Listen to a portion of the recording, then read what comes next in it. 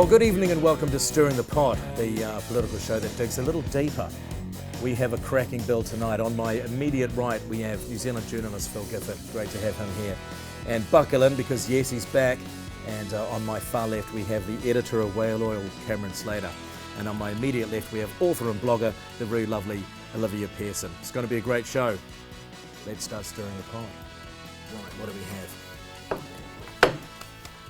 Okay. Now this is from last week. It's a bit of a heavy one to start, Phil, but this is to do with the Wellington Boys College and then making some untoward comments on Facebook that got into the hands of some girls at Wellington College, and they had a huge protest concerning rape culture outside Parliament last week. So a bit of a heavy one to start with, but rape culture, does it exist?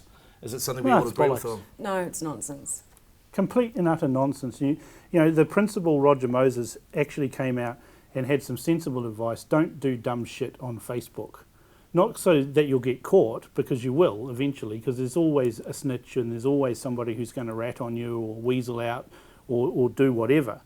It's just that he's saying these are two boys who did something dumb and we're dealing with that, but there's no such thing as a rape culture at this school. And he's 100% right. There's no one in this country other than a few hairy-legged lesbians or people who call themselves they, or some other Fruit Loops or weirdos that think that there's this culture that boys want to go around raping girls. Okay, pretty derogatory comment that the boys made though, so even if it's well, it went beyond derogatory, didn't it? They actually said, let's rape her.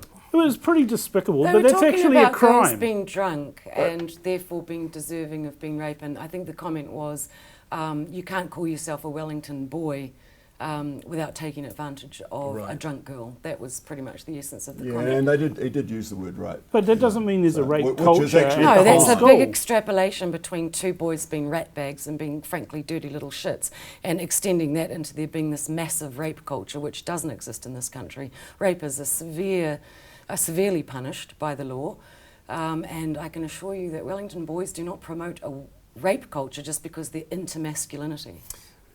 No, although one of the things that none of us know, because none of us, nobody in the room as far as I'm aware is a teacher or a pupil at Wellington Boys College, so we actually don't really know whether there's a rape culture there or not, do we? Well, do you think that the teachers are saying, right, okay, boys, now it's your job this weekend to go out and slay as many girls as possible? Because that's bollocks. Yeah, and also, Phil, do you think But that how do two you boys know? saying You say something so equals a confidently, culture? both Well, of how you do said I know so you're not a confidently. paedophile?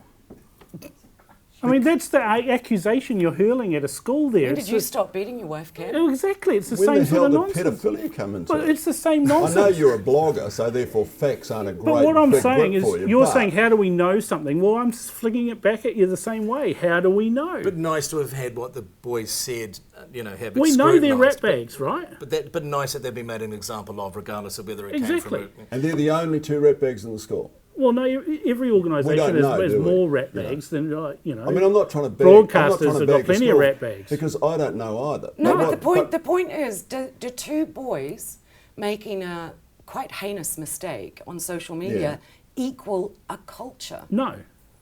Your question is self-explanatory. No, there is no way that there's a culture out there. And now we're talking nationally or just at the school? Look, doesn't feminists matter. love this idea that all men are rapists. Feminists love this idea that all boys are just gagging at the bit to rape girls. That does not exist, but it is part of their But agenda. all boys They are push blagging that for a agenda. root, though. It's the grievance industry that feminists push all the time, that males are somehow bad and oppressive to women and want to just do really hideous things to females. It's nonsense. So one of the things I'm fascinated by is the outrage you both feel. You both appear to feel under attack. I'm really sick of feminists. So you can. Pretty much. Yeah, I'm over a them white totally. male, and I pretty much blamed for every ill in society. well, it's not necessarily So you both feel under feminist attack argument, by is even it? the use of the phrase rape No, culture. no, Well, Phil. it goes back You certainly years. acted as if you did. It's decades worth of Goodness liberal me. carping and whining over fake outrages. It's Oh, the- so you poor little right wingers getting slapped around by Hang on, the people that Oh, no, I manufacture said the little snowflakes. No, I can slap back as hard, and that's the thing they don't like. When you start actually slapping back, then they start calling you a bully. And The all people sorts who of other things. manufactured the outrage are the girls that are asserting there's a rape culture. Speak to that, And Phil. well, Speak well, to that hold on, they're instead very of young, us. but isn't it also good for young girls to be aware that that kind of behaviour exists and to do something about it and to learn how to stand up and to go forth and do something like that to that magnitude? That's got to be, you know, a good thing for young girls, No, sure. hey, you're putting way too much intelligence into this, right? They saw an opportunity for a half day off school and a bit of a rowdy and some protests. And we're talking about Wellington here. And a Half their grievance parents are industry. Green or Labour voters anyway. So they've got this protest culture built into themselves, and there is a protest culture in New Zealand. There's not a rape culture, but there is a protest Especially culture. when it's ragging on white males. Exactly, and so they get to march and go and you know, shove their fists in the air and have some placards with some witty sayings like "down with this" sort of thing, and you know, that's what it's all about. You give a kid a chance to have a half day off school to go and have a protest. How many are they going to say, "Oh no, I'd rather study mathematics"? So Actually, if we could agree perhaps that there was a culture of disrespect. there isn't. What the But- boys well, said. disrespect- No, they're What not going to agree with that because they are so entrenched in this idea that the people who make the most money in the country, the people who have the best jobs, the people who are by a vast number are in the positions of authority in the country, that is people like myself Right. and Cameron, the white males, that somehow us poor little souls are being bagged because people are using phrases like rape culture. No, they're bagging the whole just country. outraged. I'm outraged as well because that people who are so well capable of looking after yourself, for God's sake. Sure, but you don't need all of us to say, "Oh, you poor thing, I didn't you're ask being for bad that. because you're a white." Well, you were whining before. Oh, No, well, but you're missing the point of the people who truly are whining, and that's the girls who are out there protesting, asserting without evidence That all boys are there rapists. is a rape culture in Wellington Boys College. That's a very serious This is accusation. the old hairy armpitted thing that you know from the 70s that all men are rapists. Yeah, it is. It's exactly the same. exactly It's the second same. wave They're just- feminism, isn't it? But Yeah. it's now So you third can't wave make and the even worse. point without being insulting. Well, Who's if you're going, insulting who? This is hairy thing. well, So they started the insults. Come on, they're talking about men being rapists. That's kind of insulting. We are, Gotta stop you're saying, "Come eliminating on." the fact that there is problems with young boys and young There girls, isn't. and the question of consent. The thing that the boys And- said was disgustingly disrespectful, and they have been dealt with accordingly, and they're actually going to be paying a high price, and their parents are no doubt mortified. That's still a large step away from being Okay. Wellington Boys has a Okay, rape but culture. do you think that, regardless of the fact that that's what they've done, it has opened up a lot of people's understanding of what consent means, and surely that's important? I don't think that was ever questionable. We know that. Look, if you want to talk about rape culture, go to an Islamic country. Yes, you good know, point. here we don't have them. Well, but that's- rape that's is Vic- punished by law. Well, we don't want to go into that because we're talking about New Zealand. do. And, Well, and well, that we're going argument, into that. argument is the same as two poos in a toilet arguing over which one smells the least. No, There's it's point. not. It's true. You've got two- We're talking about. They're talking about there being a rape culture in New Zealand, right? Right. But women who are raped are treated appropriately by the law and the courts as victims. They're protected when they give evidence. They have screens to protect them from their assailant and all of those sorts of things. Name suppression. Name suppression, all of those sorts of things, right? This is what actually happens in New Zealand. In Saudi Arabia or Dubai or any of the Islamic countries that are out there, if you're a woman and you're raped, you are prosecuted That's right. for being an immoral woman, and in some countries, put to death by stoning. So if Yes. any country or any nation has a rape culture, Olivia's dead right, it's Islamic countries. Okay. So that means because there's a rape culture there, which I agree there is, that we don't have anything remotely like a rape We culture. don't have just any- because they have it's so bad over there that somehow makes us that perfect. culture hasn't been. No, Nobody's perfect. Western men learned a long time ago that if they want to have sex with a woman, they have to woo her through voluntary And that doesn't mean seduction. giving her a few That's how glasses it of works wine. here.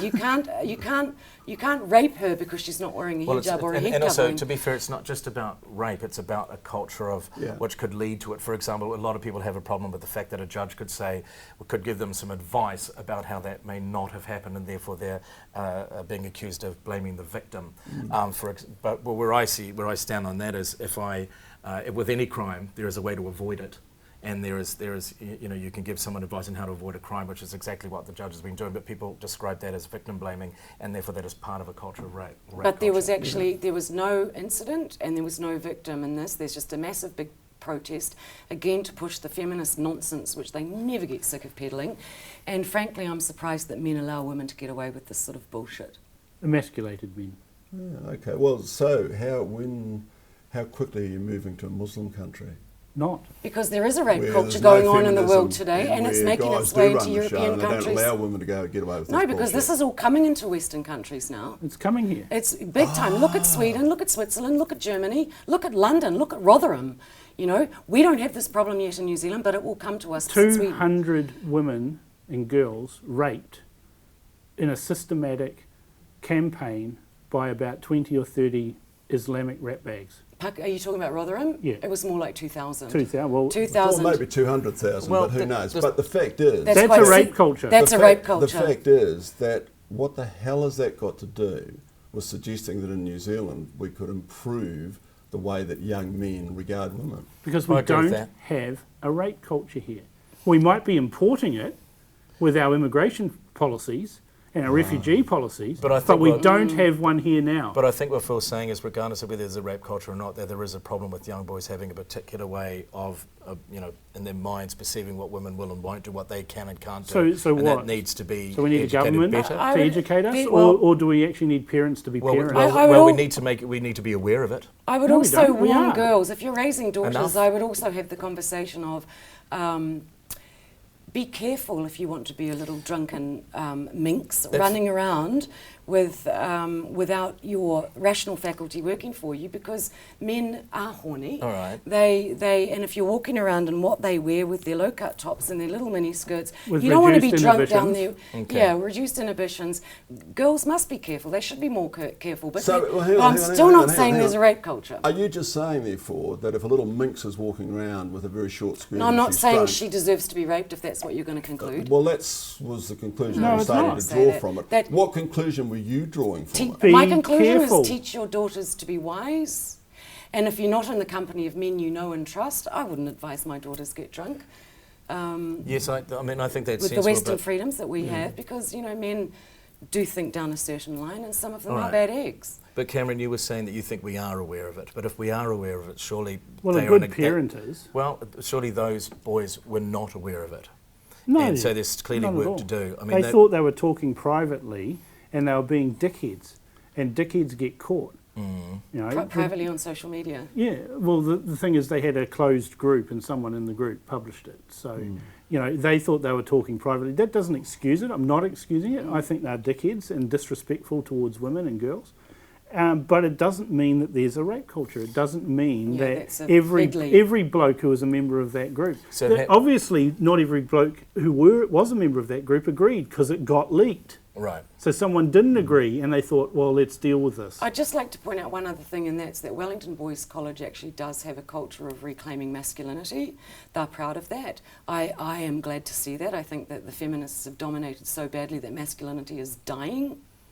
So What to see particular schools, areas of so masculinity to see, are they It's- no, reclaiming? but Men have to Olivia be is so- absolutely Actually, right, I'm though. actually not taking the piss here. No, I know. What areas of masculinity are they men are reclaiming? I'm taught to be fascinated. so men are As in taught what? to be so overly sensitive to women that we've actually produced a culture now where in schools boys don't know how Well, to be. the Their education biology tells system's them been to feminised anyway. Yeah, it's been. So what are they doing at Wellington College? Are they playing more rugged sports, or what the hell are they doing to make Yeah, it more masculine? they've got a sports focus, Probably but they've a also bull got a rush. leadership focus, and also Yeah. they want to embrace. Remember the days where you weren't allowed to play bull rush? This has been a constant in New Zealand education, where sports that are rough or games that are rough they weren't just monitored; they were outlawed from schools. So boys have to be quiet.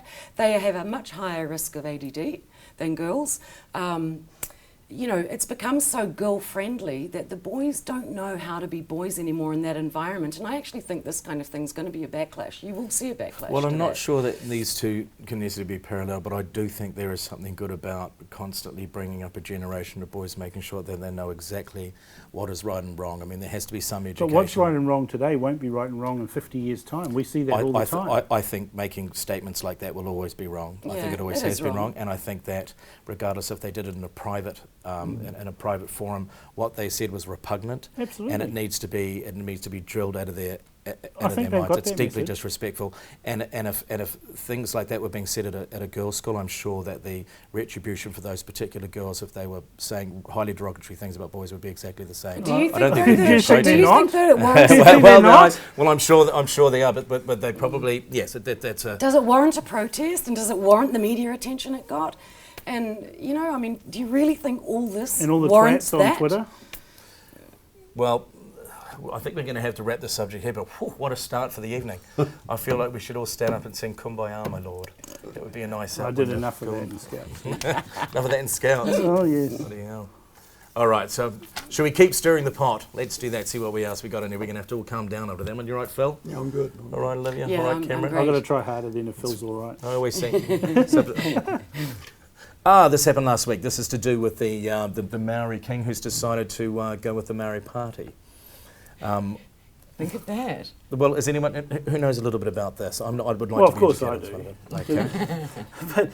Okay. Look, the Maori King, the truck driver from Huntly, has come out and he said that Princess Nanaia Mahuta, who's been the MP for Hauraki Waikato for 21 years, and hasn't done anything other than, it seems, beat Jerry Brownlee to the pie warmer in Parliament every morning, has done her time as far as the Kingitanga movement is concerned. They're not going to endorse her, and they're going to endorse the Maori Party candidate. Now, I don't know his name off the top of my head. I don't profess to have a close understanding of Maori politics, but that simple statement from the truck driver from Huntly has outraged Andrew Little, and he's come to his Labour Party condescending best and told the upstart little brown fella that he needs to pull his head in, shut up, and we will be talking politics about what's best for Maori and no one else. Labour feel they have an entitlement, don't they, to the Maori Well, vote? since they cut a deal with Ratana back at the beginning of the 20th century, they've had this entitlement that thought that they could own the Maori seats and debate on Maori. And if you actually look at what's been delivered for Maori in the past 30, 40 years, it's actually been national governments in partnership with first New Zealand First and then with the Maori Party, delivering actually demonstrable results for Maori, where you saw just earlier the Education Minister released the NCEA statistics, which show Maori achievements in NCEA 2 going from 55% pass rate to 75%. Well, that's a stunning improvement in education, and education's the key to getting yourself out of poverty, getting yourself out of the traps that you're in. So seeing a result like that is absolutely stunning. So does the Maori King have much influence, though, over Maori? I think they do in the traditional iwi and the tribal affiliations, not so much amongst urban Maori, but definitely once you get south of the Bombay Hills, the Kingitanga movement is very strong and respected, even if the king is somewhat dim. But he's decided to enter into politics. It's been okay for Ratana, a church, a religious denomination, to involve themselves in politics for over 100 years. So why shouldn't the Kingitanga movement do the same thing? It does seem somewhat hypocritical, doesn't it, with the Ratana connection, which is embraced and has been embraced, as far as I'm aware, ever since it started by Labour. And I know they invite all the politicians to go to Ratana to go and talk to them and all that sort of stuff. But it does seem pretty hypocritical. I mean, by what right can you say that the Kingitanga movement can't, that the Maori King can't make a statement about what every And that's goddamn well exactly likes? what Andrew Little came out and said. Yeah. You know, stay out of politics. The previous queen didn't involve herself. Well, so what? Yeah. She's dead. The new king's decided he is going to involve himself in politics, and I think that could only be good for Maori. Yeah, and the other thing is too, we're talking, it's wildly different. I realise the British royal family don't involve themselves in public statements about politics, and if they ever do even nibble at the fringe of it, there's hell to pay over it. But they're part of the whole setup. They're part of the constitution of the country. The movement here, the Maori King, as far as I'm aware, he has no role in actually running the government. Well, it was set as up, the such. Kingitanga movement was set up to mirror or echo the British royalty systems, and they wanted to create this movement that's largely been ignored for the majority. It's never actually happened with Pākehā New Zealand, has it? So, No. there's no interconnection between Pākehā government and the King movement. So therefore, the King movement I would see as being no different from the Brethren Church or Brian Tamaki or anybody or the Ratana, whoever they like. They can say whatever they like about it. This is what I really loathe about politicians who suddenly moralise and say someone can or can't speak about something. We saw this with the attack on the exclusive Brethren. All they did was publish some brochures. And then all of a sudden it was terrible if you met them, it was terrible if you spoke to them. We saw Nicky Hager do that to me. He came out and said, politicians have been talking to Cameron Slater. Well, so what? You know, we live in a democracy that respects freedom of speech, and we've got these pious little upstarts with rat faces telling everybody who they can and can't talk to. You know, they should get lost. And same with Andrew Little on this issue. Startlingly enough, I actually agree with you. Wow. Do you know actually? Not That's about my, the goal, rat face. that's my goal for every TV show I'm on, to get the person who dislikes me the most to say, I actually agree with Cam. But that's, So well done, you've passed. It's gonna be that's Winston fine. Peterson. I mean, apart from the rat face mention, which is a bit rich. This is a guy who Coming stole from my you. emails and profited off my stuff. I can call him whatever I like. And he has got a rat face. Well, did I hear Brian Tamaki's name being mentioned at some stage? I did. just while we're talking about that, homosexuals responsible for the earthquakes in Wellington. True or false? Well, he can say that, and we can all laugh at him. I'd say that's a little bit superstitious. Rather interesting that homosexual community would have been responsible for fault lines that have been there for millions of years. Do you think maybe the dinosaur community, the homosexual dinosaur Hey, come on, community? mate. Come I on, mate. think- The Earth was only created 6,000 years ago. Yeah, that's Well, right. that's right. And Yeah. God hates fags, so that's But that means, really the that, but essence that of- means that they're responsible for the Southern Alps. That's fantastic. Yeah, that's quite probably. an achievement, isn't it? Okay, well, from dinosaurs to our last subject, let's stir the pot. This is the Waterfront Stadium. Is that a Phil Goff proposal to? Yeah, it is, that yeah. Well, it goes back a long way. I mean, we had Trevor Mallard pushing it hard for the World Cup. for the World Cup, Right. and then we've had another go at it for the World Cup again. Mm. And now we've got Phil Goff, who's come out, ironically, the same week where Auckland's water infrastructure, stormwater infrastructure, collapsed spectacularly out west, and he wants to spend probably the thick end of $2 billion on building an edifice down on the waterfront. And when we've got so many other infrastructural issues, I mean, he was bleating the week before that about not having enough money for his train set or for fixing some roads. Well, hang on, let's just talk about the stadium a second, because first of all, It's one or the other. the Mallard thing is different, Cameron. I was there at the time that it happened. This is something I do know about. His proposal was actually on the waterfront, actually out over the water. The one that Goff is talking about is where it should have been built in 2011 for the Rugby World Cup, which is next to the railway station, and that land that's in there where the You Victor mean the Arena, land the Maoris own?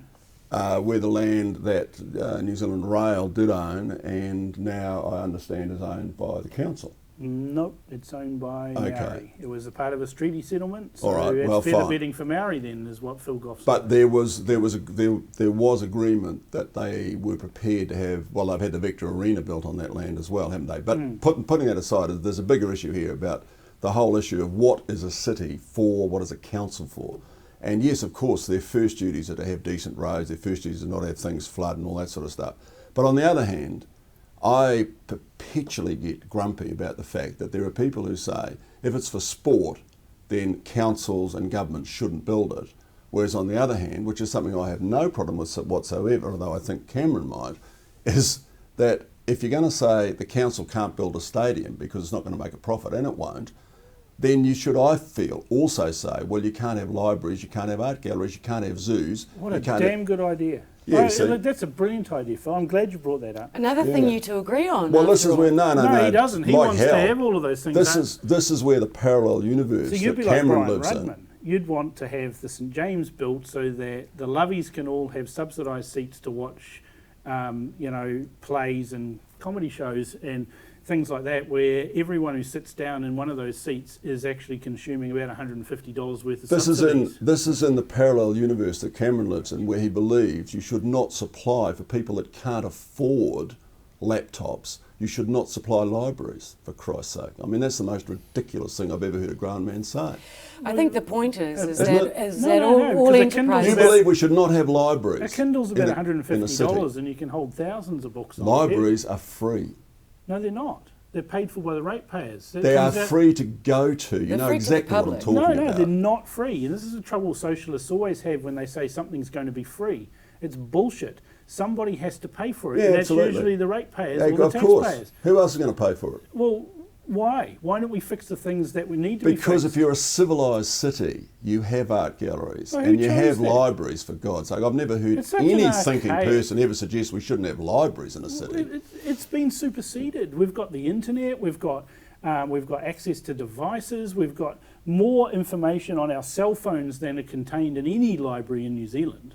Well, except the difference perhaps is in the library, most of the information people would get, unlike a lot of the information they get on the internet, has a basis in fact. Well, But You it's know, not just libraries you're arguing for, Phil. It's the stadium as well. And Yeah, absolutely. It's things that come under that should come under the they're nice to have, the not banner need to of have. private enterprise. I mean, if people want them, And it let depe- them go to the private Exactly. sector Yep. and then be paid for that way. And as a ratepayer in Auckland for 35 years, my situation is quite simple. You're ratepayers both, are you, I presume? So, okay. So as ratepayers, we have a choice whenever there's an election. If we don't want stadiums, zoos, libraries, art galleries, we vote out the council and But we here's put the in a bunch of problem, loonies Phil. that But here's the problem, kick Phil. all those out. Phil Goff didn't campaign on building a stadium. He's now raised it now. So all we can do is wait another 2 years, 2.5 years, Yeah. before we can give him the arse card. This is the problem that happened in the Hawke's Bay, where nobody campaigned to build a dam on a fault line and take 22 hectares of a national park, as well as subsidise from the ratepayers 200 cattle farmers. Nobody campaigned on that, yet the council embarked on this grand scheme where they're going to build a dam bigger than the Clutha High Dam was ever proposed under Muldoon, and the ratepayers are going to fund it. And it's taken 2 elections to get rid of the rat bags that were proposing Well, it. in this day and age in Auckland, and with the communications that is possible nowadays, and with the protests, if we can protest rape culture, I'm sure there are people that can protest the stadium. No one's going to walk down Queen Street for a stadium. You mean to oppose it? Honestly. Yeah, but that's somebody that has no interest in sport. So Olivia doesn't really No, belong no. in this discussion. Well, But thank you these- very but- much. I belong in every but discussion. let me trust I'm a you. woman for all seasons. But Did you Olivia, hear his this introduction? is a stadium where manly men will do manly things, and masculinity will What's be wrong with cherished. Mount Eden? Why does there need to be What's, another? what's wrong with the North Shore? What's wrong with extending Albany? What's wrong with extending Mount Smart? They're already there. We can build on that. Because the North Shore Stadium is a complete white elephant for various reasons, most of which revolve around the fact you can't get to the goddamn thing. Here's a news You've flash. never been across Here's the a- Harbour Bridge, have you? Do you know they built one in the I 50s? lived in Stillwater, dickhead. sh- So yes, I have been there. So here's a news flash. The stadium home, here at home. is right next to a transport potential hub. Right. It's next to a thing called a railway station, which Yeah, railway trains Albany's go right into. next to a thing called a motorway. Sure, but you're people were having the same argument that you're With having buses in a before bus lane. Yeah. before the Sydney Opera House was built. Yeah, People exactly. have Oh, the same what a problem. waste None of of Well, the- he space wouldn't have that built the is. City Opera I would House never have because built it's that. Sydney Who likes Opera. opera? I do. Excuse It's me. iconic. But do you Greatest think that, music ever but do you composed. think I, as a You ratepayer, pleb. should fund your hobby? No, I don't. Exactly. No, I don't. And that's where the argument ends. Why should ratepayers fund other people's You hobbies? see, that's the principle that it boils down to. Remember last week? No. Taking it down to the principle of The things. If you principle boil of it down, is why you believe should in I private fund funding. your hobbies? That's exactly right. Fund your own hobbies.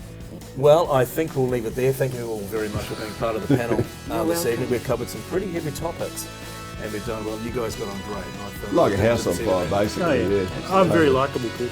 Won't be like that after we turn the You're all cameras off. But this has been Stirring the Pot. Thanks so much for being part of the show, and we'll see you next week.